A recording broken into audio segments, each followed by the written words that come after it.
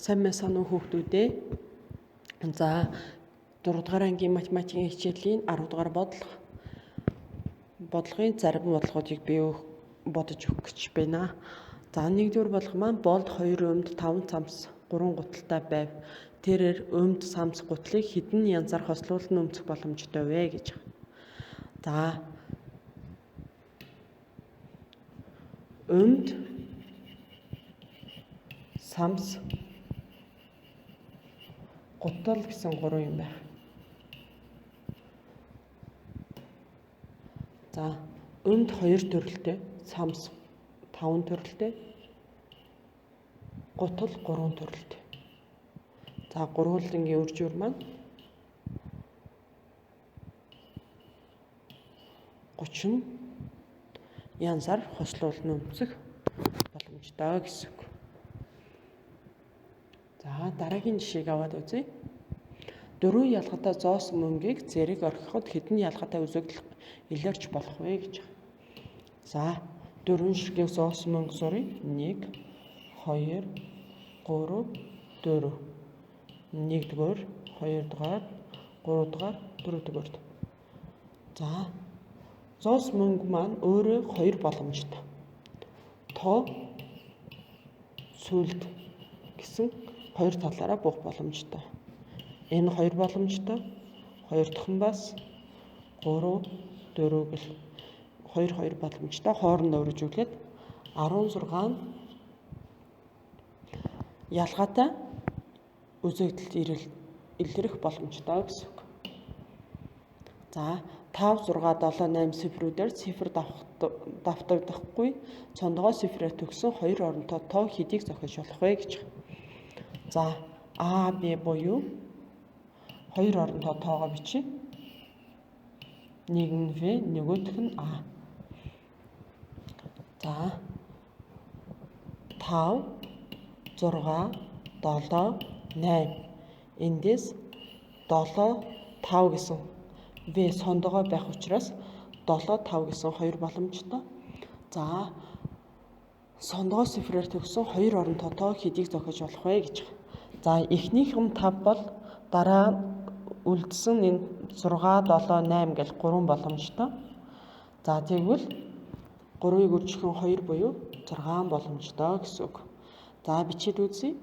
За жишээ нь А 5 буюу 5-аар төгссөн. А 7 буюу 7-оор төгссөн 20 боломжтой. За эндээс А нь хэд байж болох вэ? 65 байж болно, 75 байж болно, 85 байж болно. Эндээс 3 ширхэх боломжтой.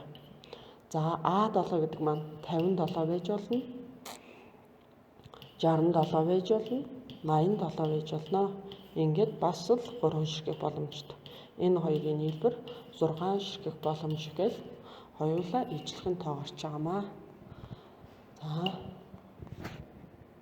цифруудын нийлбэр 5-тай тэнцүү 3 оронтой хэд байдаг вэ гэж.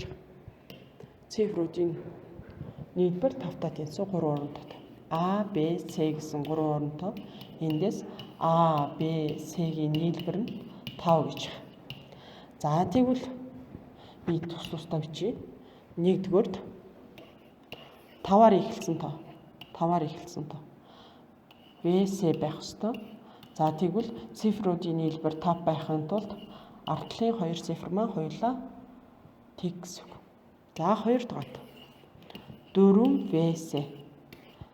За эндээс 4 5 болохын тулд 1 тэг байж болно. 4 тэг 1 байж болно гэсэн. За эндээс 2 боломж. Эндээс 1 боломж. За 3 дахь 3 ВС. За 3 ВС-гээс 3 2 тэг байж болно. 3 тэг 2 байж болно. 3 1 байж болно.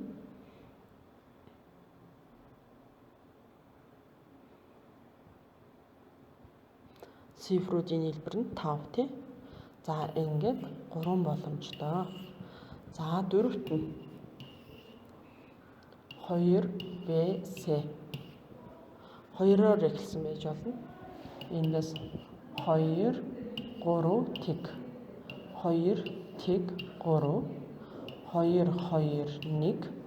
2 1 2 байж болно.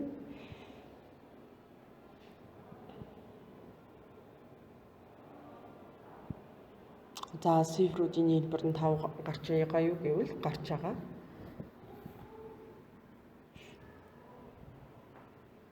Ингээс 4 боломж байна. Одоо 5-т нь 1 ВС 1-ийн ардталт тэг байвал 4 гэсэн үг. 1-ийн ардталт 1 байвал 3. 1-ийн ардталт 2 байвал 2. 1-ийн ардталт 3 байвал 1. 1-ийн ардталт 4 байвал 40. 1-ийн ардталт 5 байж болохгүй гэсэн үг. За эндээс 5 боломжоо нэмий 5 4 9 9 дээр 3-ыг нэмлээ.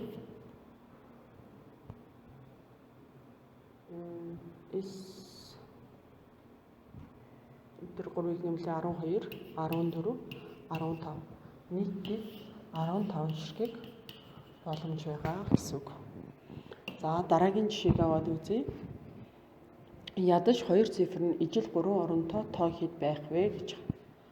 За 1-р гуруула ядаж 2 гэсэн учраас гуруула А буюу гуруула ижилхэн тоо байж болно. За эндээс 1 1 1 байж болно, 2 2 2 байж болно гэх мэтлэн 999 байж болно. Эндээс 9 ширхэх боломжтой гэсэн үг. За дараа нь А Б байж болно. За энийг нэг л ижил тоо гэж үзвэл энэ маань 9 боломжтой. 9 маань бас 9 боломжтой. Эндээс 81 гэсэн үг. 81 ширхэг боломжтой гэсэн үг. За дараа нь А Б А энэ 2 ажиллах нь 9 боломжтой. Үржих нь 9 боломж. За эндээс 81 гэсэн үг. За дараа нь Б А